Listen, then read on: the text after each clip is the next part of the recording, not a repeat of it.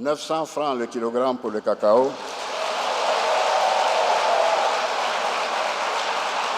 Pour la campagne principale 2022-2023. Depuis cette annonce, l'école reprend peu à peu ses droits dans la ville de Méhagui. Faut-il le préciser, cette ville est un véritable pôle économique du fait de la culture du cacao.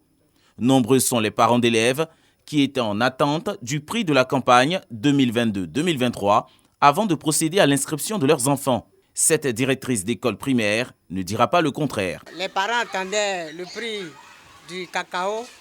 Et c'est quelque chose qui a été fait. Donc vraiment, aujourd'hui, les enfants sont là. Le prix fixé par les autorités gouvernementales a permis de changer la donne. Ce matin, Ungoran Georges vient inscrire sa fille. À cause des cacao, depuis je n'ai pas inscrit les enfants. C'est maintenant, j'ai vendu mon cacao. Cette année-là, le prix est bon. Dans cette école primaire, les élèves enfin inscrits ne cachent pas leur joie d'être à nouveau sur les bancs. J'avais envie de rejoindre l'école pour apprendre. Donc je suis très contente de venir aujourd'hui ici. Dans les lycées et collèges de la ville, c'est la même tendance. Comme vous pouvez l'observer, c'est maintenant que certains parents procèdent à l'inscription de leurs enfants. Le motif de ce retard reste le même, l'attente de la fixation du prix du cacao. C'est le prix du cacao qu'on attend depuis fort longtemps. C'est pourquoi on ne vient pas inscrire les enfants. Comme ils ont dit les prix, c'est maintenant on est venu. Comme ici, nous sommes dans une zone agricole et c'est maintenant que le prix du cacao a été fixé. On espère que d'ici fin de cette semaine, en tout cas, les enfants seront là. Sinon, pour l'heure, nous avons commencé. Donc, je pense bien qu'ils vont faire passer l'information. Lors de sa visite dans les établissements pour s'imprégner du bon déroulement des cours, le chef de la circonscription de Méhagui a saisi l'occasion pour sensibiliser les parents d'élèves. La gratuité de l'école primaire est une réalité en Côte d'Ivoire. La fixation du prix du cacao ne doit être aucunement une excuse pour maintenir les enfants à la maison.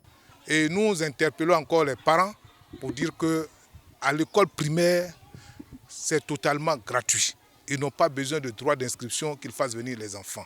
Il y a un programme à terminer. Si les enfants traînent, puisque les cours ont commencé, il y en a qui vont prendre le retard et à la fin de l'année, leur succès va prendre un coup. Pour rappel, l'école est obligatoire pour tous les enfants. Les inscriptions au titre de l'année 2022-2023 se poursuivent.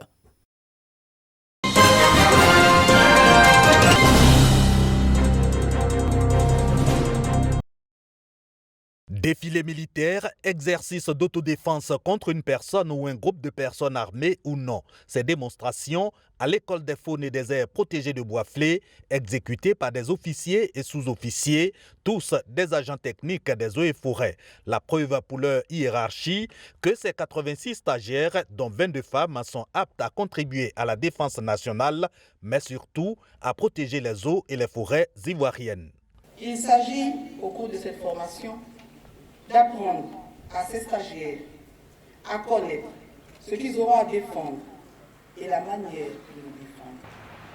À préparer ces futurs chefs à l'exercice de l'autorité, les subordonner à l'exécution des ordres et les unifier à l'action cohérente. Ces aptitudes, ces stagiaires les ont acquises en 45 jours de formation commune de base. Ils forment la 21e promotion d'agents techniques des eaux et forêts, promotion baptisée Laurent Tchagba, du nom du ministre des eaux et forêts. Leur présentation au drapeau, comme pour marquer la fin de leur formation et réaffirmer leur engagement pour la patrie, l'occasion pour le parrain d'afficher l'atteinte de ses objectifs avec ses filleuls. Faites votre travail dans la dignité, dans le désintéressement, dans l'amour et la passion de servir la patrie. Le tout dans le respect, l'humilité et l'humanisme.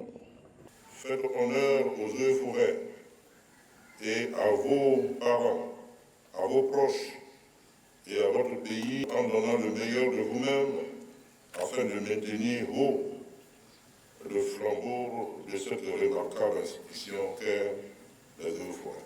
Après leur formation commune de base qui signe leur intégration à la grande famille militaire, ces 86 agents techniques vont poursuivre leur formation spécifique au corps des eaux et forêts, cette force paramilitaire chargée de la protection de la faune et de la flore.